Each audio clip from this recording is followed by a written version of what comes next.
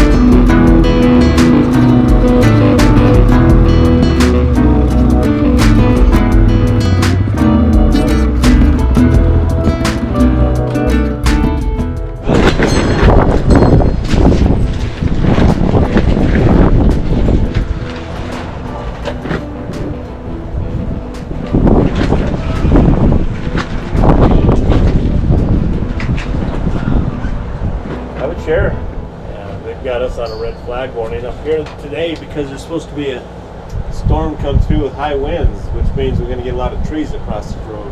Oh yeah, when's that coming? Supposedly it's supposed to be here anytime, so I don't know. They just said today, this afternoon usually. Huh, good to know. I know you told your friend you're not okay. And tell me what's wrong and why you never said you felt that way. 'Cause you're trying to stay strong and fake a smile until I look away. But I've known you too long, it hurts to watch your blue eyes fade to gray as you fade away. As you fade away. Yeah, I'm about to fade away, 'cause every time I wake up I feel like it's Monday. Something's going wrong with all the chemicals up in my brain. All of a sudden I don't look at anything the same way. Gotta build up of my thoughts sitting in an ashtray. I'm sorry that I'm so inconvenient, okay. Just let me be me and I'll stay out of your way. I can see the way you look at me, I'm such a disgrace. I never really asked to be brought into this place. You wanna love me? Well then baby have a taste. All the highs and the lows, no you'll never be the same. I don't really wanna hurt you but I can't control the pain. If you're sticking by my side, maybe we could be okay. Okay, maybe you could be the change I need today. I promise that I've never felt this way. I really hope that you will choose to stay through all the pain. I know you told your friend you're not okay. And tell me what's wrong and why you never said you felt that way. And guess you're trying to stay strong and fake a smile until I look away. But I've known you too long, it hurts to watch your blue eyes fade to gray as you fade away. As you fade away.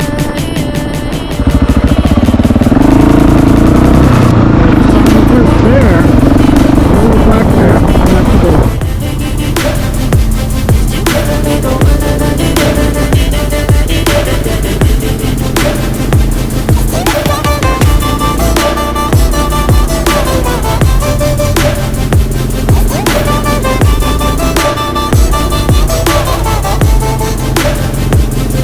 I need help, I'm going through hell. I fake like I'm fine, but I know you can't tell. Like nothing I felt, my mind overwhelms. I think that I'm broken, but I hope you can't help. I know I'm not perfect, but some days I feel far more worthless. Baby, you make me feel nervous. If I still have you, I have purpose. It's all worth it. I know you told your friend you're not okay. And tell me what's wrong and why you never said you felt that way. I guess you're trying to stay strong and fake a smile until I look away. But I've known you too long, it hurts to watch your blue eyes fade to gray as you fade away. As you fade away. As you fade away.